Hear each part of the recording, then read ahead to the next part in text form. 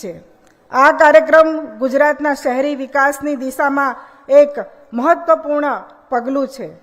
આપણે જાણીએ છીએ પ્રમાણે વર્ષ 2005માં આદરણીય વડાપ્રધાન શ્રી નરેન્દ્રભાઈ મોદી જ્યારે ગુજરાતના મુખ્યમંત્રી હતા ત્યારે તેમણે શહેરી વિકાસ વર્ષ ઉજવવાની શરૂઆત કરી હતી અને એમના જ દિશા દર્શનથી આજે ગુજરાત શહેરનો વિશ્વના કક્ષના એ ડેવલપમેન્ટ સિટી તરીકે પણ પ્રખ્યાત થયું છે।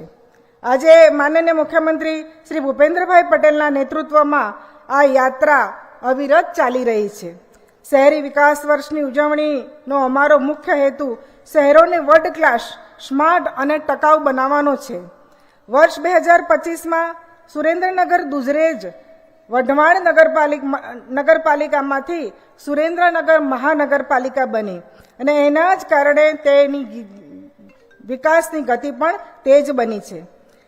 નાગરિકોની સુરક્ષા માટે અત્યારે હાલ 2 ફાયર સ્ટેશન કાર્યરત છે અને વધુ સારી સુવિધા માટે આપણે 7.77 કરોડના ખર્ચે વધુ એક સ્ટેશનની કામગીરી પણ પ્રગતિમાં છે। નાગરિકોની પાયાની સુવિધાઓ માટેની યોજના અંતર્ગત રૂપિયા 49.84 કરોડના ખર્ચે ભૂગર્ભ ગટર લાઇન સુવેજ ટ્રીટમેન્ટ પ્લાન્ટની કામગીરી ચાલી રહી છે, જે પૂર્ણ થતાં ગંદા પાણીના નિકાલની સમસ્યા કાયમી ધોરણે હલ થશે। નાગરિકોની સુવિધા માટે SNMC વેબસાઇટ અને મારું સુરેન્દ્રનગર જેવી એપ્લિકેશન પણ લોન્ચ કરવામાં આવી છે। સ્વચ્છતા એ આપણી પ્રાથમિકતા છે, માટે જ સુરેન્દ્રનગરમાં 52 ડોર ટુ ડોર વાહનો દ્વારા કચરાનું વ્યવસ્થાપન પણ કરવામાં આવે છે। જનજાગૃતિ માટે 24 સ્વચ્છતા રેલીઓ યોજી અને શહેરને પ્લાસ્ટિક મુક્ત બનાવવા માટે 20 ટન પ્લાસ્ટિક જપ્ત કરી અને કડક કાર્યવાહી પણ કરવામાં આવી છે। આરોગ્ય ક્ષેત્રે પણ સરકારે કાળજી લીધી છે।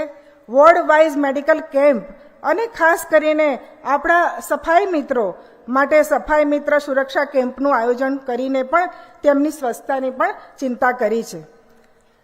પ્રધાનમંત્રી આવાસ યોજનામાં પણ 548 લાભાર્થીઓના DPR મંજૂર કરવામાં આવ્યા છે, જેમને કુલ 21.92 કરોડની સહાય મળવાપાત્ર થશે। PM સ્વનિધિ યોજના દ્વારા નાનામાં નાના શેરીના ફેરિયાઓ આર્થિક રીતે સદ્ધર બને અને લાખો રૂપિયાની લોન સહાય સીધી અને તેમના ખાતામાં પહોંચાડવાનું કામ પણ આ ગુજરાત સરકારે કરેલું છે। આજે જે 25 પ્રોજેક્ટોનું ખાતમુહૂર્ત થયું છે, જે સુરેન્દ્રનગરનો નકશો બદલી નાખશે, આ તમામ કામો શહેરીજનોના સુખાકારીમાં ખૂબ વધારો કરવા જઈ રહ્યા છે। આજે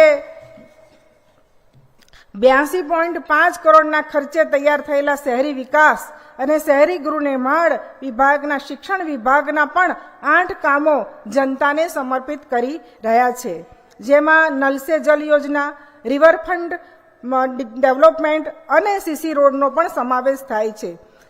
સુવિધાઓની અને સુરેન્દ્રનગરના નાગરિકોનું જીવન વધુ આરામદાયક બને તેના માટે અહીંયા ખૂબ સારો પ્રયત્ન કરવામાં આવ્યો છે। આપણા મુખ્યમંત્રી શ્રી વારંવાર અમે જ્યારે કોઈ પણ કામ લઈને જતા હોઈએ ત્યારે કહેતા હોય છે કે વિકાસના કામ માટે ક્યારેય કોઈ તકલીફ પડતી નથી અને ક્યારેય પૈસાનું પણ કોઈ ભારણ હોતું નથી। માટે જ આજે હું જે ડિપાર્ટમેન્ટમાં મંત્રી તરીકે કામ કરી રહી છું, મને ખબર છે કે નગરપાલિકાઓ અને મહાનગરપાલિકાઓમાં રોજ કરોડો રૂપિયાની જે ફાઇલો આવે છે એમાં અમે સહી કરીએ છીએ અને એ કામો આપણે જમીન પર ઉતારી રહ્યા છે અને લોકોની સુખાકારી પણ વધારી રહ્યા છે। મને ખબર છે કે આ બધા જ કામોના કારણે સુરેન્દ્રનગરમાં ખૂબ સારા કામ થવાના છે અને લોકોની સુખાકારી વધારવાની છે અને વધશે અને લોકો સારી રીતે પોતાનું જીવન જીવી શકે એવો પ્રયત્ન કરી રહ્યા છે। ને આજે અહીંયા આપ સૌ પધાર્યા છો। આપ સૌ, આ સરકાર સૌનો સાથ, સૌનો વિકાસ અને સૌના પ્રયાસથી આગળ વધી રહી છે। આપ સૌ અહીંયા પધાર્યા, સૌનો ખૂબ ખૂબ આભાર। आप जय जय गरवी गुजरात, भारत माता की जय। आभार माननीय मंत्री श्री दर्शनाबेन वाघेला साहब।